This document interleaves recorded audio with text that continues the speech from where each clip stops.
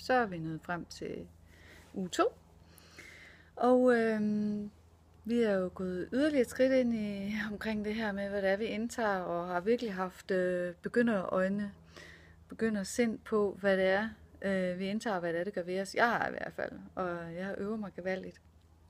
Og det er jo også vigtigt at gøre det i mange andre sammenhænge. Begyndersind er noget, man træner for ikke at kategorisere og sætte andre i bås. Jeg ved godt, hvad du har tænkt dig at sige, fordi sådan plejer det at være, eller når han gør sådan der, så kan jeg godt fortælle dig, så er det bare sådan og sådan, der sker. Så det tror jeg godt, de fleste af os kender, så det er igen den der med at virkelig med åbne øjne og ører og lytte, som om det var sådan et helt lille bitte barn der begyndte at lære at kravle og undersøge noget og tænker, wow! Så den vil jeg opfordre dig til at fortsætte med, og på samme måde den her med at være udømmende, det handler jo rigtig meget igen om ikke at kategorisere, at det der det er super godt, hvis vi gør det her, eller det der det er virkelig skidt. Prøv at registrere, hvad der sker, hvis det er fordi man sidder og mediterer, som jo er det man kalder den formelle øvelse, jamen så er det at registrere, sådan er det lige nu for mig.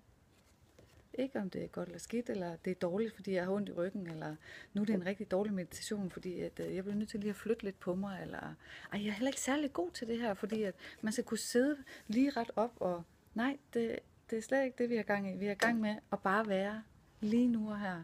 Fordi hvis vi hele tiden er på vej op i vores tanker med at dømme og vurdere, jamen så er vi ikke lige nu og her. Det foregår lige nu. Og så snart du har grebet bolden med dine tanker, der er i gang med at sige, det hun gør lige nu, hun sidder bare der, men det er slet ikke godt nok, og slip det. Prøv i hvert fald. Men vi skal jo have gang i nogle nye attityder at træne, og det jeg har valgt at sætte fokus på i den her uge, og det viser sig, tror jeg kommer til at passe rigtig godt, det gør det i hvert fald i forhold til mig, der var jeg i det her. Vi skal have gang i den, der hedder tillidsfuld. Det at udvikle basal tillid til sig selv, og det man registrerer, observerer, sin intuition, er der nogen, der kalder den, det er utrolig vigtigt at lære. Ikke blot når det er det, du siger, så er det nok rigtigt, og så glemmer man rent faktisk at lytte til, hvad det er, man mærker inde i sig selv, eller oplever. Det der med at træne, jamen, det er sådan her, det er for mig. Jeg kan godt høre, det er sådan, det er for dig, men for mig, der er det sådan, det er. Her den her, det er sådan, det er for mig. Det gør ikke den andens forkert. Men det er sådan, det er for mig. Virkelig at træne. Og den har jeg rigtig meget brug for i den her tid, i det her projekt. Og virkelig have tillid til, at det jeg registrerer, når jeg spiser et eller andet, jamen det er jo rigtigt nok. Eller jeg kan også godt se, at der er nogen, der skriver noget om noget andet. Ikke? Det er godt at blive inspireret.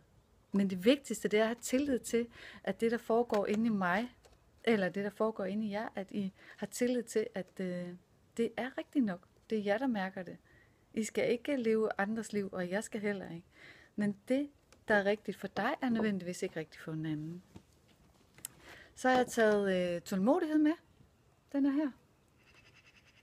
Tålmodighed og træne tålmodighed, det vil jeg også sige, at jeg har rigtig meget brug for i den her tid. Jeg synes, der er enormt mange informationer og ting, jeg skal prøve. Og det der med at være tålmodig i processen og forstå netop, at det er en proces. Jeg kan ikke bare sådan lige, bum, så ved jeg nøjagtigt, hvad det er, det hele det går ud på for mig. Nej, jeg er nødt til igen have tillid til, de hænger nemlig sammen, de her kvaliteter eller attityder, vi skal arbejde med. Det der med at træne og være tålmodig. Tålmodig på, at alting det sker i et bestemt tempo. Det kan jeg ikke forcere. På samme måde, det her billede, det illustrerer faktisk sommerfugle, som bliver puppet. Den proces kan man heller ikke forcere. Det bliver ikke til sommerfugle, før de har været processen igennem. Og sådan er det også med os. Nødt til at være tålmodig. Og det kan man træne på mange måder. Også når man sidder formelt og mediterer. Det at sætte sig til rette og beslutte sig for, at nu vil jeg meditere. Og kan være, at man sætter sit æggeur eller sin telefon, som jeg plejer at gøre. Og træner og siger, det er måske 10 minutter, jeg sidder nu. Og så have tålmodighed til at blive. Og alle de der små tanker kommer, jeg har faktisk også helt vildt travlt, fordi at jeg skal også et eller andet, og jeg har også, der kommer en distraktion om, at det gør lidt ondt i min ryg, eller sådan et eller andet. Tålmodighed til at blive, for det er lige nøjagtigt der sker noget. Det er, når alt er svært. Det kan være, det er svært at sidde. Det kan også være, det er svært at undersøge, hvad det er, der er godt for mig at spise. Det er det faktisk nogle gange. Men det, at jeg simpelthen siger til mig selv, at jeg er tålmodig, og jeg bliver ved, det er at træne den her kvalitet, eller attitude, min attitude af at være tålmodig. Et andet tidspunkt, eller der, hvor I måske godt kan genkende, at bliver hamrende utålmodig, det er måske ude i trafikken. Det der med, at man kommer bravende afsted, og så lige pludselig kan man se en eller anden, der sidder og siger, så slap dog af, kør langsommere, mand, hvad er du gang i? Ikke særlig tålmodigt. Det er der, man også kan træne. Egentlig bare nyde at være, fordi livet er ikke bare at komme hen fra A til B. Livet, det går ud på at være lige nu og her, om du sidder i din bil, eller jeg sidder herude på terrassen. Det er ligegyldigt, fordi man har det øjeblik lige nu og her. Det er det, vi skal have noget ud af. Det er det, der batter, og det kræver tålmodighed og træne, fordi vi er trænet rigtig meget i hele tiden at skue et eller andet for at opnå et eller andet. Vi er hele tiden på vej. Vi skal træne tålmodigheden for rent faktisk at lære at være til stede. Lige nu og her. Blot at være med det, der er. Tålmodighed til måske at sidde og kigge på en artikel om noget, som man synes, der er svært at forstå. Tålmodighed, den er god for mig. Så, for lige at ridse op, så er det tillidsfuld. Kan se, hvordan han meget, meget tillidsfuldt bare brager afsted, selvom der er nogen, der tænker, hvad i alverden laver han? Det er det der med at turde være sig selv. Tillid til, at det her det er fedt for mig, så det gør jeg. Det er sådan, der for mig. Det var den ene. Og den kan I som sagt træne, både når I sidder ned, hvis I også har valgt at prøve at sidde og meditere.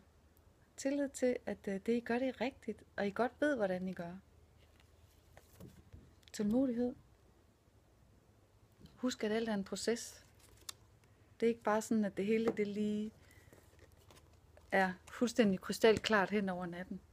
Ha' tillid til og kreditere jer selv for, at I er faktisk i gang med en rigtig fed proces.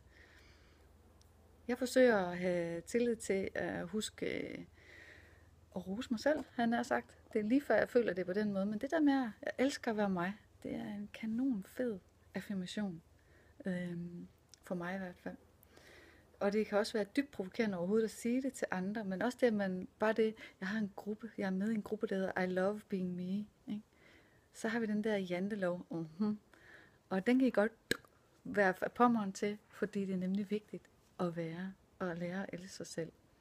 Så klip på med tilstandsbarometer, det er det at sætte, hvis I træner og mediterer, måske bare 2-3 minutter. Det kan være, at der er nogen erfarne med, som mediterer længere, men det er rent faktisk blot at sætte sig godt til rette med en værdig holdning. Sørg for at skrive frie luftveje, så man sidder godt og lader hænderne hvile på låret. Og så dedikere. Det kan være, at man siger, at de næste 3 minutter er mine. Det kan være de næste 5. Så lige lukke øjnene og registrere, hvordan er det der inde i kroppen lige nu. Det er et tilstandsbarometer.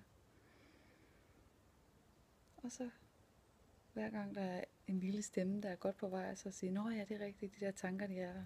Men de bestemmer ikke over mig. Jeg ved godt, de er der, det må de gerne. Det kan også godt være, at der kommer noget med ryggen, eller nogle kropsfornemmelser, eller en flue, man bliver nødt til at være fedt. Tillid til, at jeg kan sagtens godt blive sættende. Tålmodighed. Begynderbriller. Og så, ikke mindst, være udømmende. Virkelig bare at være med at dømme dig selv. Det var sådan lidt for mig her lige nu. Så ja, det er spændende, hvad der er godt for dig. Jeg er spændt på, om der er nogen, der skriver lidt derinde, om de har opdaget noget.